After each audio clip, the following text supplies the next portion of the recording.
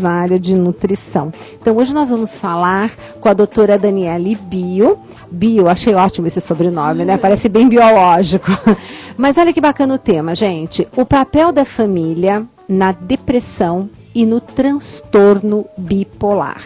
Nós vamos estar conversando, explicando o que é exatamente esse transtorno bipolar, porque a gente acha que sabe, mas não sabe direitinho, para poder estar diagnosticando e você até identificando se você tem algum parente, se você tem alguém na família que de repente está enquadrado nesse transtorno bipolar. Aquela pessoa que de repente tem um comportamento específico, será que aquilo é normal? Será que aquilo não merece uma investigação? Então, hoje a doutora Daniela vai estar aqui com a gente para conversar sobre tudo isso e você é convidado a participar conosco, deixando a sua pergunta. Então, você ainda tem tempo de participar e se quiser esclarecer alguma dúvida, a doutora Daniela está aqui o programa inteiro conosco. Então, você pode ligar, pode mandar o seu e-mail através do america@cançãonova.com. Pode também mandar a sua mensagem pelo celular. Como que eu faço isso? Primeira coisa, pega o celular emprestado de alguém se o seu descarregou ou se você está sem, porque é uma mensagem rapidinha e você com isso vai estar participando do nosso sorteio também. E você faz o quê? Digita CNSP, dá um espaço, faz a sua pergunta e não esquece de colocar o seu nome e da onde que você está falando. E manda aqui pra gente no 49.400. Estou esperando a sua participação.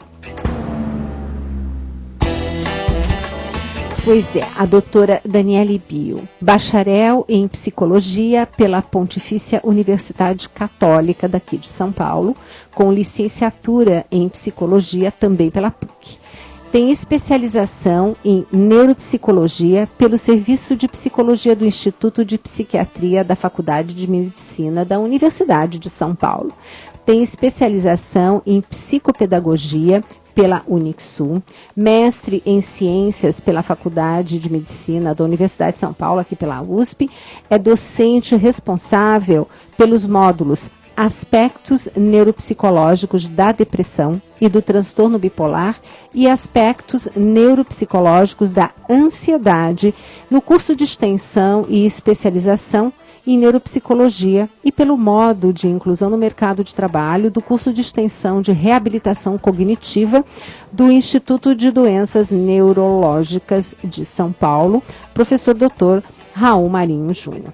É pesquisadora e colaboradora do Programa de Transtornos Afetivos, o GRUDA, do Instituto de Psiquiatria aqui do IPQ, do Hospital das Clínicas da Universidade de São Paulo, que sempre nos manda várias sugestões de pautas através de uma abertura de protocolos que antigamente, quando o programa era feito só aqui para São Paulo, eu divulgava bastante. Mas agora que é para esse Brasil afora, a gente não tem tanta condição, porque eu não vou deixar vocês com água na boca, né? De repente você está lá longe e aqui abrindo um protocolo de algo que você gostaria muito de participar. Outro dia foi de chocolatras, eu achei interessantíssimo. Todo mundo ficou interessado aqui na rádio, né? Mas quando veio para nós esse e-mail falando da importância do papel na família com pessoas que têm depressão e principalmente esse transtorno bipolar, aí eu não tive dúvida. Por favor, convida a doutora Daniela e vamos fazer aqui uma pauta. A doutora Daniela, que participa de livros, escreveu artigos internacionais, é uma tremenda profissional que está aqui hoje conosco no Mais Saúde e à sua disposição. Você tem alguma dúvida? Quer fazer uma pergunta? Liga aqui, america@cançãonova.com ou manda a sua mensagem através do CNSP aqui para o 49.400. Bem-vinda, doutora Daniele, que a partir de agora, carinhosamente, eu chamo de Daniele. Bem-vinda. Oi, boa tarde, obrigada. Daniele, vamos começar explicando para os nossos ouvintes o que é exatamente esse transtorno bipolar. Porque a gente acha que sabe, mas quando a gente tem uma profissional como você explicando, a gente vê que não sabe tanto assim não, que tem vários erros de interpretação. Então, na verdade, o transtorno bipolar, quando a gente fala sobre transtorno bipolar, a gente está falando sobre uma alteração do humor. Uma alteração do humor. O que é o humor? O humor são as alegrias, as tristezas, os dias que a gente está animado, os dias que está mais desanimado.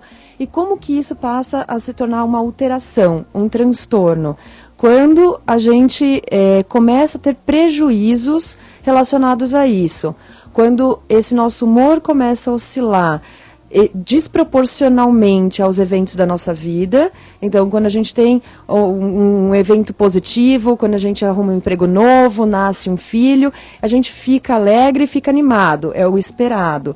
Quando a gente começa a ficar alegre, animado, em excesso, quando a gente passa muitos dias animado, ou quando a gente começa a ficar animado de uma forma a ficar irritado também, mais impulsivo, ou mais falante em excesso, passando dos limites. Sem motivo, né? Ou de uma maneira muito exagerada para aquele motivo, ou mesmo sem um motivo. Não aconteceu nada de positivo e eu tive comportamentos de extrema agitação, extrema aceleração e animação.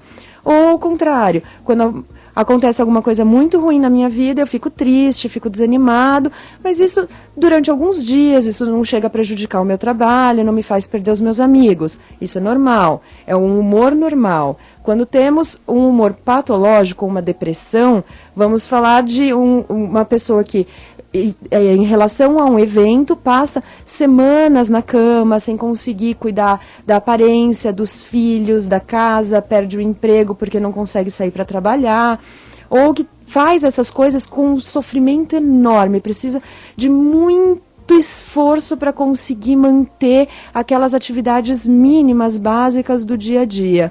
Então, a gente vai estar falando de transtorno bipolar quando a gente tem essas alterações importantes do humor e necessariamente, para falar de transtorno bipolar, ao longo da vida eu tenho que ter tido pelo menos uma alteração para euforia, ou o que a gente também chama de mania, que é essa aceleração, intercalada com alguns episódios, um ou vários, de depressão, que é o outro polo da doença.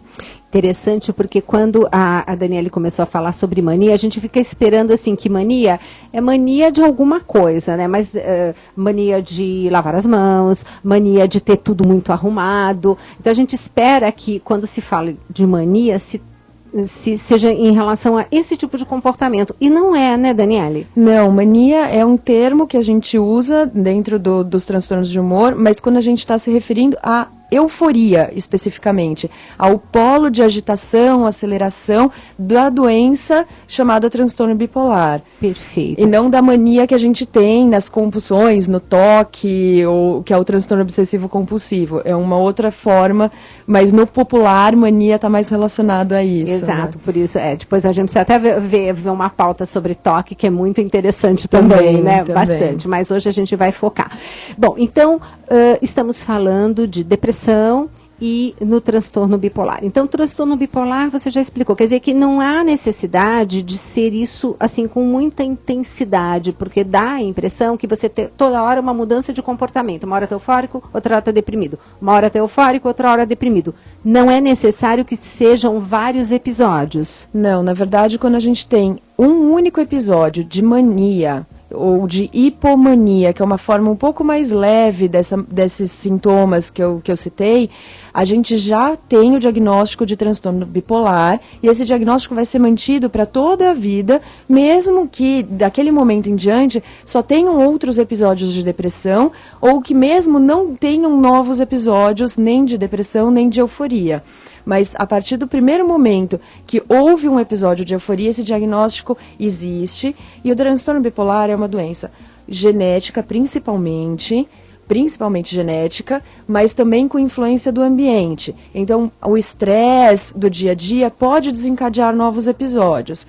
Então, o que a gente tem que tomar cuidado é que eu tive um único episódio de aceleração ou de euforia, se eu não der muita atenção para isso, eu posso ter um problema de erro diagnóstico. Eu chego ao médico e só me lembro de relatar os episódios de depressão que eu tive. Eu tive depressão ou estou em depressão, estou me sentindo muito mal. O médico pergunta, em algum momento ao longo da sua vida, você já ficou mais acelerado, mais falante, com os pensamentos vindo muito rápido na cabeça, ou fazendo coisas prazerosas em excesso, comprando muito, fazendo muito sexo, ou mais irritado, muito briguento. Comendo muito. Se você não se recordar de relatar isso para o médico, ou nenhum parente seu tiver observado e lembrar de relatar isso para o médico pode fazer um diagnóstico de depressão e não de transtorno bipolar e te medicar com antidepressivos apenas, e o antidepressivo isolado num paciente com transtorno bipolar pode precipitar um episódio de euforia. Por isso que o tratamento para transtorno bipolar é feito com estabilizadores de humor e não com antidepressivos isolados, mesmo quando esse paciente com transtorno bipolar está numa fase de depressão, que é para prevenir que exista uma virada, que é o que a gente chama, que é uma entrada num episódio de mania ou de euforia. Então, isso é muito importante da gente identificar ao longo da vida. Porque, eu só tive uma vez a euforia e eu sempre tive depressão. Então, o que eu tenho que tratar é a depressão. Não, o que eu tenho que tratar é a doença que eu tenho, que é o transtorno bipolar, e que vai me acompanhar para a vida toda, porque o que a gente conhece até hoje são tratamentos que deixam a doença controlada, mas o que a gente não conhece ainda é a cura da doença. Justamente temos aqui uma ouvinte de São Paulo, a Maria, que está perguntando quais os sintomas mais frequentes no transtorno bipolar. Tem cura, Daniele?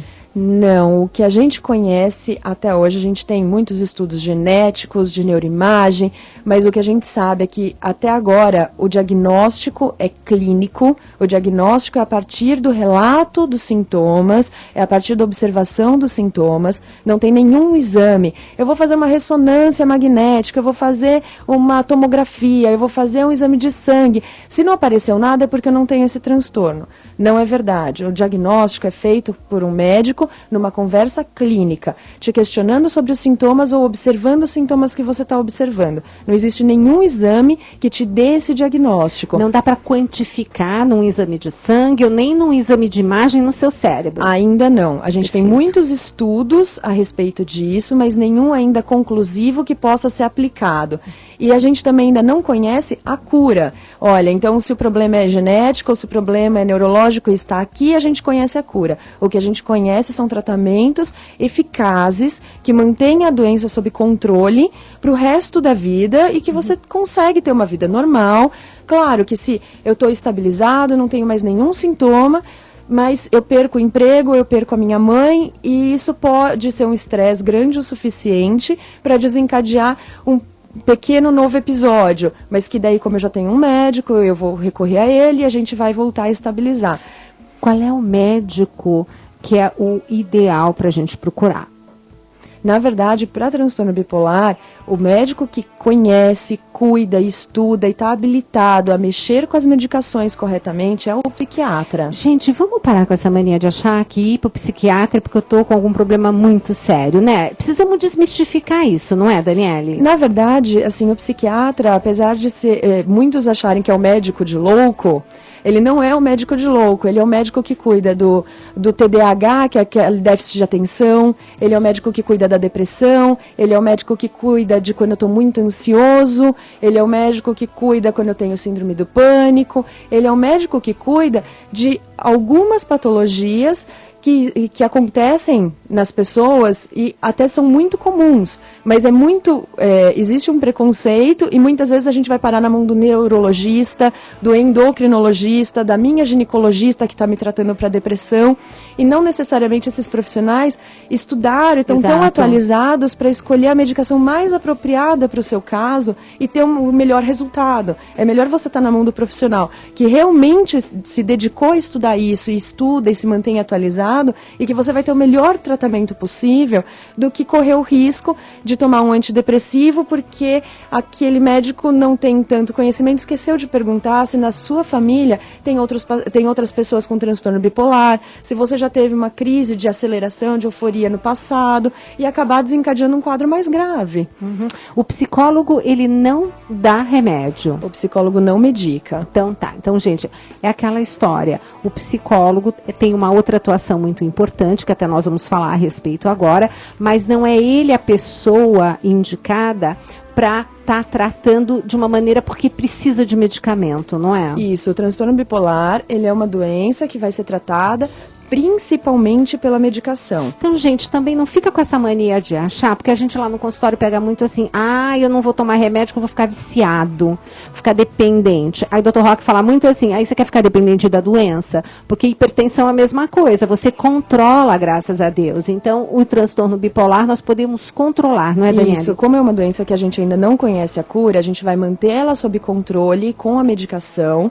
A maioria dos pacientes com transtorno bipolar vão tomar medicação para o resto da vida, a vida toda. Como o diabético toma insulina, como o cardiopata toma o remédio para pressão, o transtorno bipolar vai tomar o estabilizador de humor a vida toda. Isso vai manter ele estável. Como o diabético, às vezes, também tem um pico de alta de glicemia, porque está mais nervoso, mais ansioso, ou exagerou um pouco na comida, com o transtorno bipolar é a mesma coisa. Se eu passar por um momento de estresse que eu não souber lidar com ele, mesmo eu estando medicado, eu posso ter uma oscilação maior do meu humor. E daí entra o trabalho do psicólogo. Exato, que nós vamos falar já já. Agora, me diz uma coisa, estabilizar justamente este humor que está desestabilizado. Ele se desestabiliza por falta de algum nutriente, algum neurotransmissor? Isso, o que a gente conhece é que os neurotransmissores que regulam a atividade cerebral, como o ar-condicionado regula a temperatura, eles não funcionam da maneira adequada no cérebro do paciente que tem o transtorno bipolar. E por isso a gente faz a reposição, o tratamento com as medicações. Quais são esses neurotransmissores? Que nós temos 20% dos nossos ouvintes profissionais da área da saúde, então é interessante também a gente tá privilegiando um pouquinho a participação deles também. Então a gente fala de dopamina, serotonina, a gente vai falar de alguns neurotransmissores que são até os que a gente vai inibir ou estimular a transmissão deles com algumas categorias de medicações, como antidepressivos. E aí, por que o estresse, né, pode ser um grande gatilho, né? Mas olha que coisa mais interessante. Então, gente, esse negócio de dizer, nossa, fulano igualzinho vovô, tem aquelas coisas, assim, aquelas manias, entre aspas, que a gente viu que um momento de euforia, assim, momentos exagerados, sem ter uma situação realmente como nós estávamos conversando. Ganha na loteria? Claro que você vai ficar contente. Agora, de repente, é uma situação que não corresponde a tanta alegria, a tanta euforia. E quais são as outras situações para os ouvintes também estarem identificando? Então, ficar alegre demais, dormir menos, se sentir descansado, apesar de ter dormido menos, quando normalmente dorme mais. O que mais, Daniele, para o pessoal conseguir identificar? Então, assim, a gente fala de diminuição da necessidade de sono, que era isso que você estava citando. Eu durmo 2 ou 3 horas e já me sinto recomposto, como se eu tivesse dormido as 8 horas que eu dormia normalmente. Eu tenho energia para produzir o dia inteiro, então eu sou capaz de fazer muitas atividades ao mesmo tempo, mas não necessariamente eu consigo me manter focado e terminar todas elas. Então eu começo muitas coisas porque eu estou inquieto, então eu fico mais agitado, mais irritável, eu posso ter mais comportamentos impulsivos, assim, mais focados para atividades prazerosas, aceleração do pensamento, então parece que minha cabeça não para, fica pensando muito e muito rápido, fica vindo um pensamento atrás do outro, atropelando, ou eu falo muito, as pessoas começam a ter dificuldade em me interromper, porque eu começo a falar e eu desembesto a falar e fica difícil da pessoa, do meu familiar, do meu amigo, interromper ou falar alguma coisa, participar da conversa. Ou muitas vezes até o pensamento começa, eu começo a falar de um assunto e pulo para outro, e tenho dificuldade de concluir todos eles, porque vem muitas coisas na minha cabeça ao mesmo tempo. Mas é importante assim destacar que esses são os comportamentos mais comuns, esses são os sintomas mais comuns. Mas nem todo paciente vai ter todos esses sintomas. Cada paciente tem o seu conjunto de sintomas. Então, quando a gente fala de muitos sintomas, às vezes o paciente olha e fala, não, eu não tenho tudo isso. Não é esperado que você tenha todos esses sintomas. Mas alguns desses sintomas já são suficientes para fazer o diagnóstico da doença. Lembrando que você não precisa ter vários episódios, né? Se você teve uma fase na tua vida de aceleração, de euforia ou mania, como a gente quiser chamar, e já depois é o suficiente. Períodos de depressão. A depressão é uma constante, então? Na verdade, quando a gente fala do transtorno bipolar, do tipo 2, que é o tipo que tem mais hipomanias, que são manias com sintomas não tão graves, a gente, em geral, são pacientes que têm essa hipomania, são pacientes que têm muitos episódios de depressão. Uhum. Então, na hipomania, no transtorno bipolar tipo 2, é muito comum ver poucos episódios de hipomania com muitos episódios de depressão. Quer dizer que nós temos, então, dois tipos de transtorno bipolar, tipo 1 e tipo 2? Isso, e o que diferencia eles, basicamente, é que no tipo 1, você precisa ter um episódio de euforia ou de mania, e no tipo 2 você tem episódios de hipomania. Uhum. Mas quando a gente fala, hipomania é uma mania mais leve, então ela não é tão grave. Não, ela também traz prejuízos para o sujeito, ela também traz prejuízos para o seu dia a dia. Porque apesar dela não ser tão grave, então ela também não chama tanto atenção de cara. Mas aos poucos, uma constante, uma aceleração, uma agitação, uma irritabilidade por vários dias, começa a fazer com que as pessoas se afastem, começa a fazer com que você brigue com o seu chefe, tenha problemas no emprego.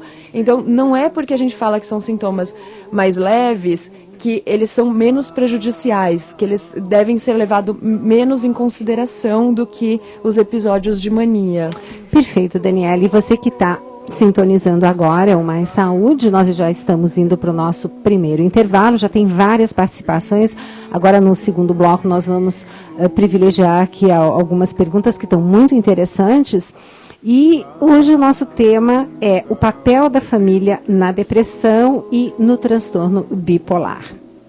Lá onde não há choro, onde todos cantaremos juntos hinos de louvor.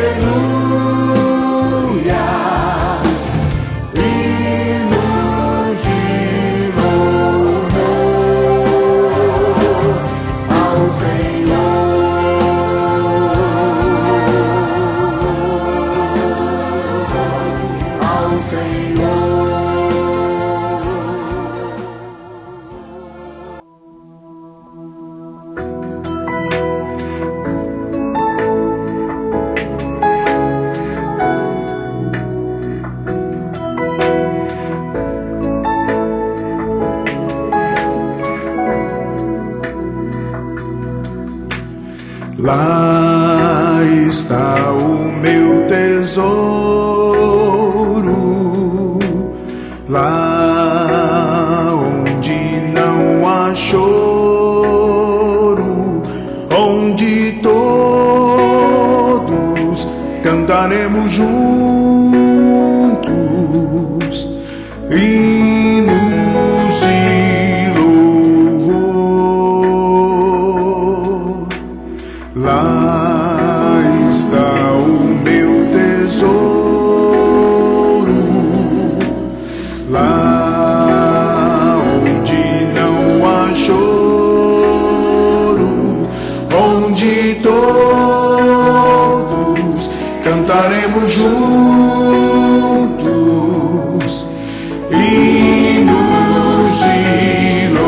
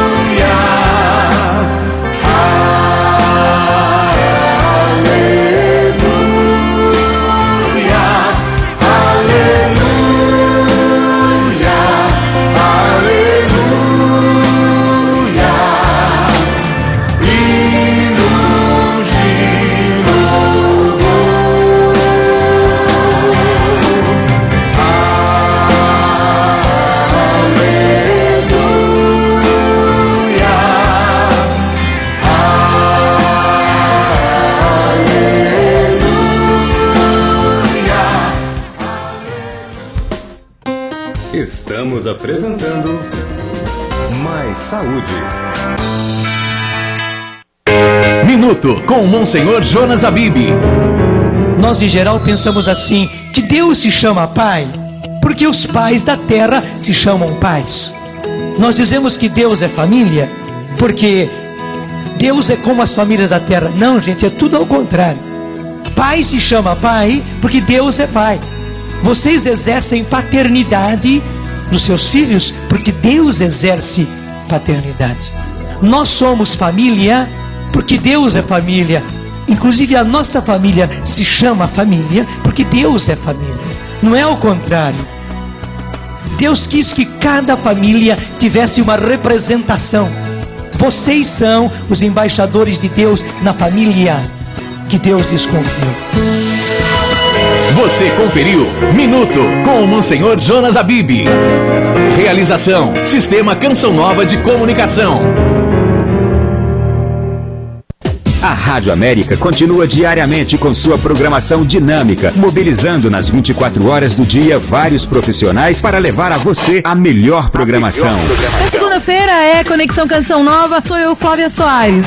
Músicas, palestras, transmissões ao vivo, profissionais das mais diversas áreas à sua disposição. Programas que movimentam o seu rádio todo dia. Esse é o programa Mais Saúde, para toda a rede Canção Nova, por esse Brasil inteiro. E agora com muito mais interatividade através do america.cançãonova.com. Nos ouvindo e também nos assistindo. Por isso e muito mais, estamos conquistando São Paulo e região. Rádio América, uma canção nova em sua vida.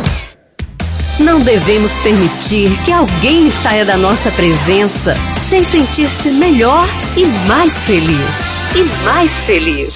Olá, eu sou Salete Ferreira e também estou aqui na Rádio América. Quinta-feira de adoração na Canção Nova, um dia de graças na presença de Jesus. A partir das 3 da tarde, louvor, oração do Terço da Misericórdia e bênção do Santíssimo Sacramento. Fogo ardente. Encerrando com a Santa Missa celebrada às 4:30 da tarde. Catedral Maronita Nossa Senhora do Líbano, Rua Tamandaré 355, bairro Liberdade, próximo estação São Joaquim do Metrô. Informações 3382-9800. 3382-9800. Vamos juntos adorar ao Senhor. Agindo Deus, quem impedirá? Isaías 43, versículo 13. Estamos na primeira semana do projeto Dai-me Almas. Começando mais um mês e nesta primeira semana vamos unir as mãos para que ao final do mês celebremos os 100%. Eu vou efetuar a minha contribuição. É assim que vai avançando a Canção Nova.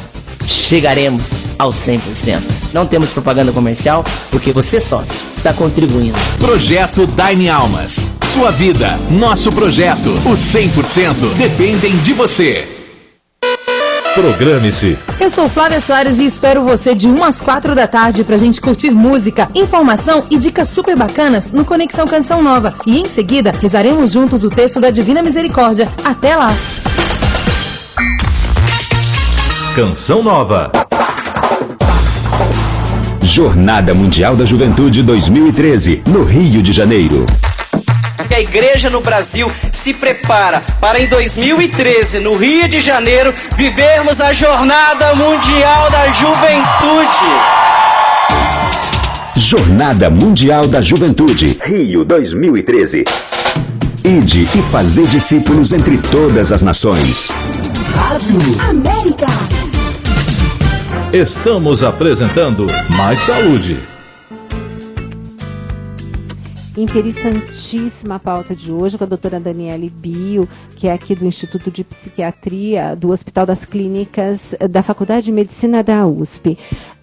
Gente, é realmente interessantíssimo esse aspecto. Lembrando, você que está agora sintonizando aqui no Mais Saúde, você pode estar participando ou por telefone, ou por e-mail, ou através do SMS com o seu celular, fazendo perguntas para a doutora Daniele. O que eu achei muito interessante, Daniele, que você colocou, primeiro, ir ao profissional certo, que tem condição de estar identificando o que a pessoa tem. Porque, como você falou, para ter transtorno bipolar, não precisa ter vários episódios. Tendo tido um único na vida, já é para se identificar e tratar. Porque é de causa genética, você falou, né? Isso, o principal componente da doença, ele é genético. A gente tem alguns estudos que avaliam crianças, filhas de pais com transtorno bipolar, desde a primeira infância, para observar o desenvolvimento do transtorno bipolar nessas crianças. E o que a gente tem visto como resultado desses estudos é que uma porcentagem grande dessas crianças vão ter transtornos psiquiátricos em geral, muitos com transtorno de ansiedade ou transtornos não necessariamente bipolar, mas depressão, outros transtornos, e que a convivência, muitas vezes, com o pai ou com a mãe, quando estão em crise. A gente tem um estudo no HC que a gente observou que 40% das crianças que viviam com a mãe ou com o pai com transtorno bipolar eram expostas a risco, como ver a mãe ou o pai tentando suicídio na frente da criança. Olha. Então, essas crianças que eram expostas a risco ou que pelos pais estarem constantemente em crise, uma hora muito permissivos, outra hora muito irritados, outra hora sem paciência, outra hora deitados na cama, deprimidos, com dificuldade de dar os cuidados para essa criança, acabavam, além da genética, estimulando o aparecimento de patologias psiquiátricas mais cedo nessas crianças do que elas poderiam desenvolver, ou muitas, se tivessem tido num ambiente saudável, mesmo com o pai e com a mãe doente, mas que conseguissem ter um outro cuidador para, nesse momento, ajudar, não expor tanto a criança, não necessariamente viriam a desenvolver esse transtorno de humor ou um transtorno de ansiedade. Então, é muito importante o componente genético, mas não descontando o ambiente, as experiências da nossa vida, o estresse ao qual a gente é exposto desde a infância, e como que esse ambiente vai fazendo com que a gente tenha propensão ou não a desenvolver mais patologias. Lembrando que é o psiquiatra o profissional mais adequado, porque ele sim vai ter condição de, fazendo as perguntas, né, aquele inquérito, aquela anamnese que é tão importante, né, verificar se essa depressão que você está passando é só depressão ou é um transtorno bipolar. Senão você vai estar sendo tratado com antidepressivo, que como a doutora Daniele falou, que muitas vezes vai piorar a sua situação bipolar, né? Vai agravar o vai quadro. agravar o quadro, né? Então, não fiquem com essa... com esse medo de ir ao psiquiatra, esse negócio de, ai, meu psiquiatra é médico de louco. Não é nada disso, gente. E é ele que pode te medicar, porque não tem cura, né, Daniele? E tem, sim, tratamento. E um tratamento que pode, sim, te ajudar bastante. Tem várias participações, Daniele. Tem uma aqui do Rodrigo, lá de Riacho das Almas, de Pernambuco. Ele diz que quando ele trabalha em excesso e ele fica assim muito cansaço fisicamente, ele diz que vem uma tristeza e acompanhada de dores de estômago. Ele pergunta se poderia ser falado algo a respeito e manda um abraço para todos. Bom, eu acredito que é difícil da gente avaliar, assim, num relato curto, mas acho que o importante da gente observar é se esse trabalho em excesso, ele vem porque existe uma agitação, um excesso de energia, porque eu estou acelerado, eu acabei trabalhando mais do que eu trabalharia normalmente, ou se eu estou trabalhando em excesso é porque o meu patrão, o meu chefe, está exigindo isso de mim, então eu estou indo além da minha capacidade, além da minha condição física e emocional, e isso se torna um estresse, e o estresse desencadeia mais tristeza, cansaço, dores de estômago, e não necessariamente essa tristeza vai se caracterizar como uma depressão, que dure alguns dias, a maior parte do dia. Às vezes é só a consequência daquele estresse momentâneo. Então é importante avaliar vários aspectos dessa situação. Por isso que é importante você estar, assim, procurando o profissional adequado. Porque, você veja, só por essa questão, a doutora Daniele já está abordando, assim, será que não é um excesso de trabalho, assim, provocado por uma situação específica, um chefe ali que em determinados momentos exige mais de você? Então, olha só a importância. Nós temos também a Maria da Penha, ela é daqui de São Paulo, ela diz que está fazendo tratamento para síndrome do pânico e após o uso da medicação, ela diz que não teve mais crises de medo, tá? Mas ela começou a ter crises de ansiedade, diz que agora está tomando mais uma outra medicação. Ela pergunta, Daniela, por que essas crises? Será que eu vou conseguir me curar? O médico disse que o tratamento pode durar mais ou menos uns 6 meses. Na verdade, tanto o transtorno, a síndrome do pânico, as crises de pânico, quanto as crises de ansiedade, elas fazem parte de uma mesma árvore de diagnósticos que tem o título maior de transtornos de ansiedade. Então, muitas vezes você não teve a crise de medo, mas a ansiedade, que é comum, tanto no ataque de pânico quanto nas crises de ansiedade, permanecem. Então, não é que você passa a ter crises de ansiedade. Muitas vezes eram as crises de ansiedade que vinham acompanhadas de medo, a medicação já está fazendo um controle dessa crise do medo, mas ainda não foi eficaz o suficiente para controlar as ansiedades, por isso a associação de uma nova medicação. O que a gente consegue muitas vezes nesse caso é, junto com a medicação, fazer um trabalho de terapia, principalmente da linha cognitivo-comportamental, para treinar respiração, ou como não me expor em determinadas situações que me criam ansiedade, quais são os pensamentos automáticos que eu tenho que desencadeiam a ansiedade, e aí então começar a criar recursos para, junto com a medicação, controlar ou evitar essas crises de ansiedade. Como Maria da Penha, daqui de São Paulo, Maria da Penha, anota o site do grupo aqui de São Paulo, do Instituto de Psiquiatria, do Hospital das Clínicas da Faculdade de Medicina da USP, que realiza um trabalho maravilhoso e você pode ter acesso a informações porque várias vezes eles fazem grupos para estar fazendo palestras e você pode estar participando. E então os ouvintes que são daqui de São Paulo podem estar acessando o www.progruda, Gruda, G-R-U-D-A, progruda.com, tá? Lá você tem várias informações do grupo, vale bastante a pena você acessar. Tem o Oswaldo de Varginha, aqui de Minas Gerais. Ele diz que faz tratamento há 28 anos e só agora descobriram que é o transtorno bipolar. Vai ver que foi exatamente aquela situação no início do programa que você comentou. Diz que começou com síndrome do pânico, crise de ansiedade, depressão. Diz que toma medicação e que é muito ansioso. Ele diz que quer controlar a ansiedade. Ele diz que é filho adotivo e que na família biológica dele, ele tem um irmão com esquizofrenia. Ele pergunta se tem alguma relação. Ele tem 52 anos e perguntou se poderia passar o contato. Então, vamos lá anotar o contato da doutora Daniele, quem quer passar e-mail para ela. É Daniele, com 2 L's, .bio, B-I-O. Daniele, com 2 L's e E no final, .bio, @usp.br.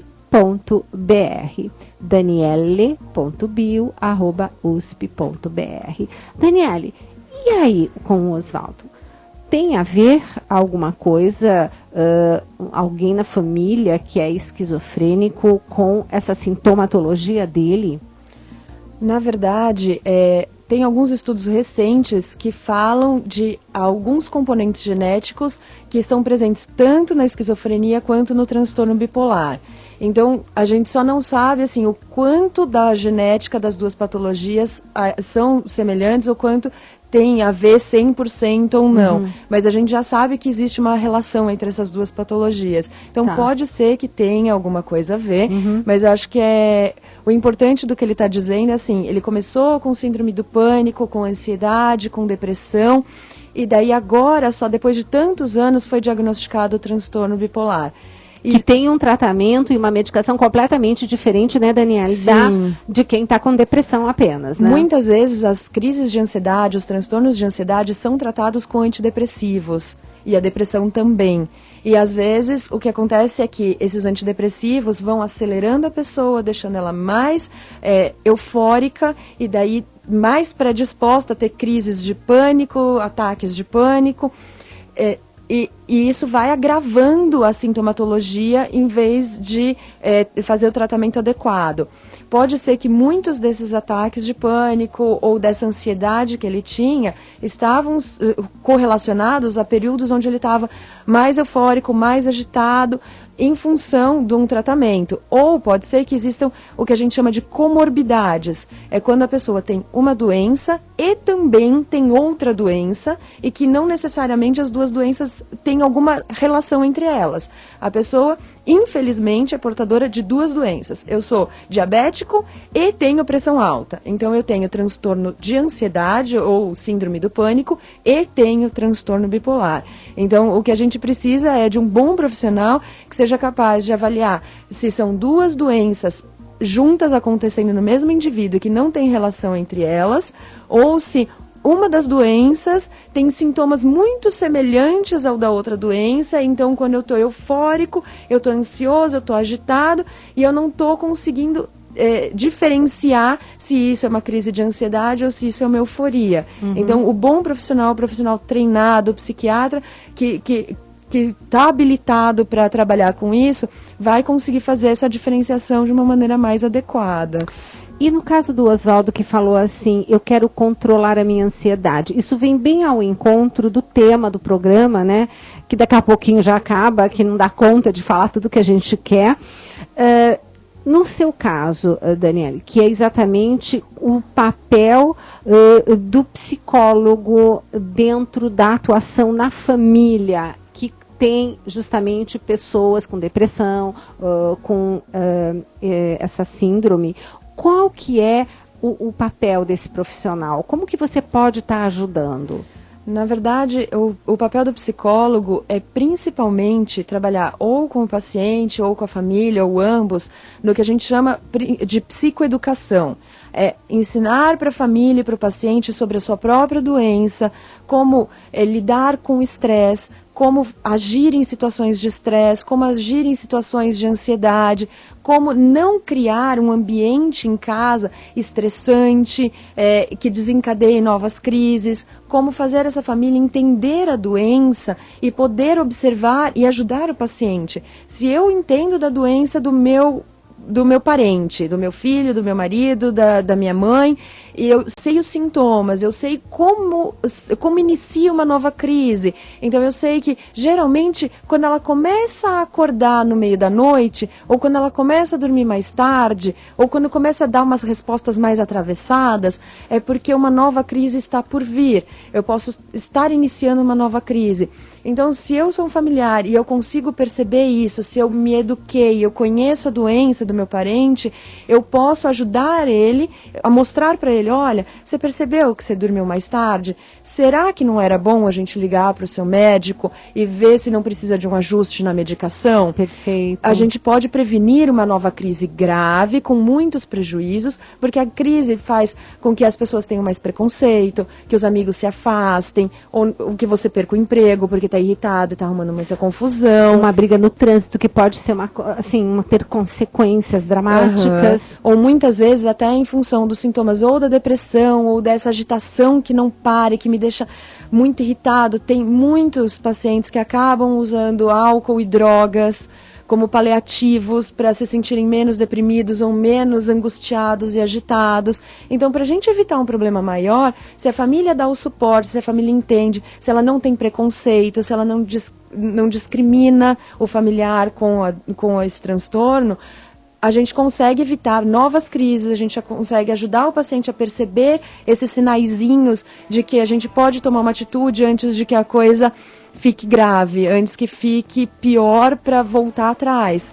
Olha que bacana a participação de uma equipe multidisciplinar. Então, Oswaldo, com certeza, como você diz assim, quero controlar a minha ansiedade, o ideal é procurar um profissional dessa área, né?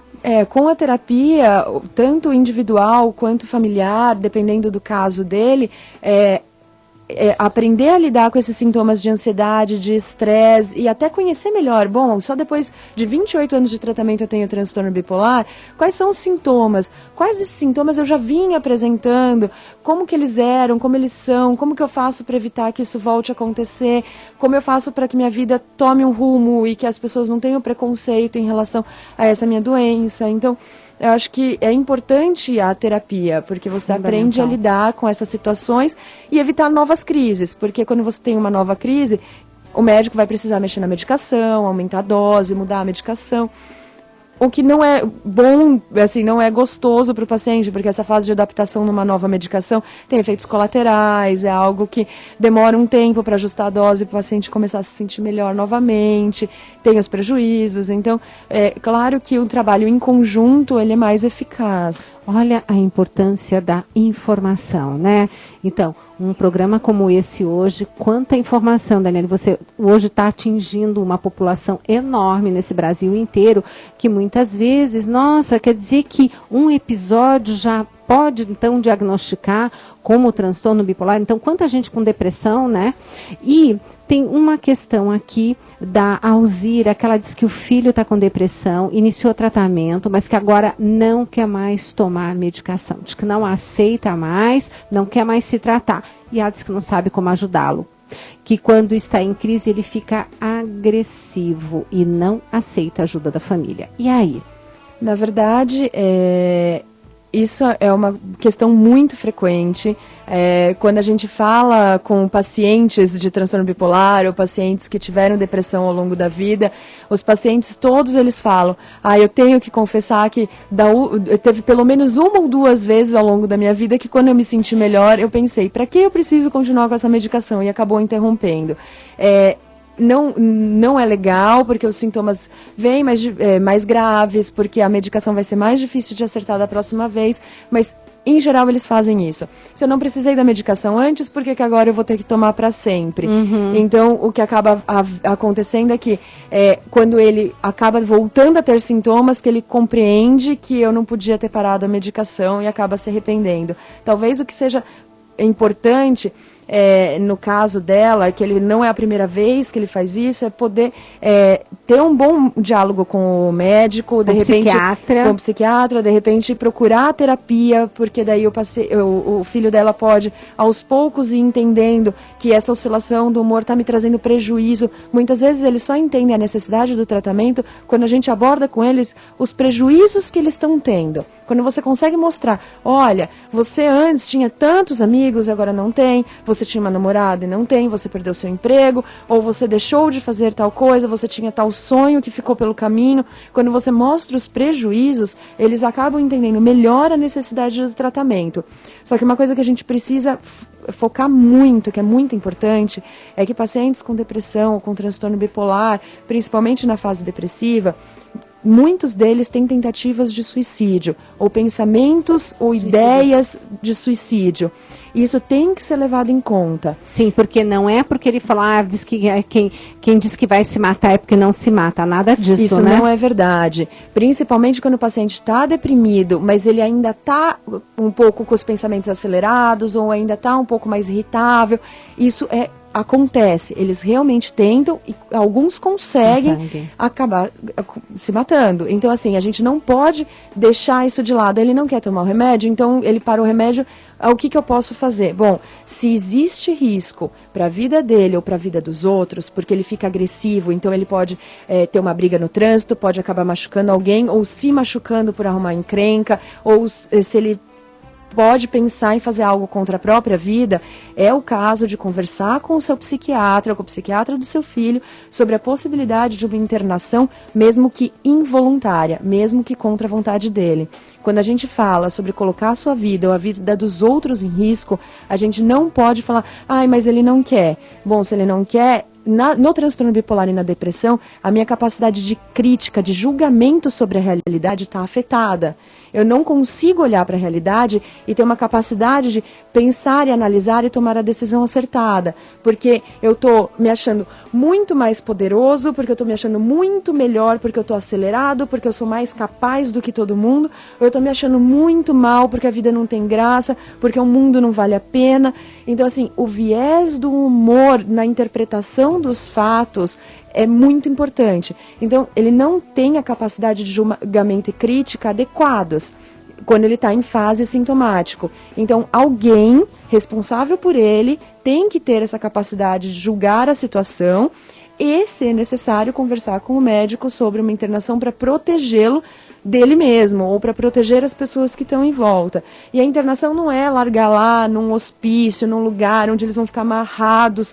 Não. A internação é num hospital, num lugar limpo, bonito, na sua cama, com atividades de terapia ocupacional, de terapia, de medicação, com atividades ao longo do dia, de grupos com outros pacientes para entender sobre a doença.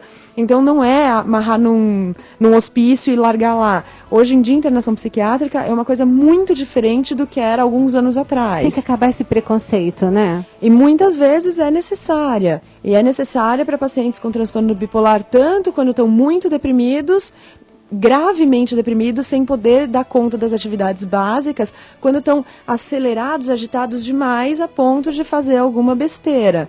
Então, isso é importante. E, Alzira, não fica chateada se de repente for o caso do seu filho, porque eu tenho certeza que mesmo que num primeiro momento ele não aceite essa internação, seguramente, quando ele estiver medicado, quando ele estiver no seu estado normal, eles agradecem. Eles vão agradecer. E você está, sim, salvando não só a vida do seu filho, como vai lá saber de outras pessoas ao redor. Gente, o programa foi maravilhoso. Eu acho que foi um dos melhores programas Mais Saúde em termos de informação para a população, porque esse é o foco do programa, né? Informar, porque a informação é o melhor patrimônio que você tem, né? Vamos dar de novo o site do Progruda, que é o grupo, né, que estuda todo esse roteiro. Isso, o GRUD é um dos grupos especializados dentro do Hospital das Clínicas que tem como foco o estudo e o tratamento de pacientes com transtornos afetivos, com transtornos do humor, tanto depressão quanto transtorno bipolar e outros quadros associados. Então, gente, é o www.progruda.com. Lembrando também o e-mail da doutora Daniele, que é daniele.bio@usp.br. Nós também vamos deixar no nosso blog, tá? Essas coordenadas. E, Daniele, agradecer profundamente a sua participação. Você tem a certeza que você fez a diferença na vida de muita gente. Eu gostaria muito que a gente voltasse com outras pautas, porque isso é muito importante, informar a população, né? Eu que agradeço o convite, adorei estar aqui e estou à disposição, podemos pensar em outras pautas, outros temas relacionados a esse assunto. No Hospital das Clínicas, mensalmente a gente tem encontros para pacientes, portadores de transtorno bipolar e interessados no assunto, então a gente pode deixar depois no blog à disposição até as datas dos próximos encontros, porque são oportunidades da gente discutir o tema e a gente está à disposição. Quando você tiver um espaço para a gente no programa, a gente está de volta. Nossa, mas estamos de portas abertas.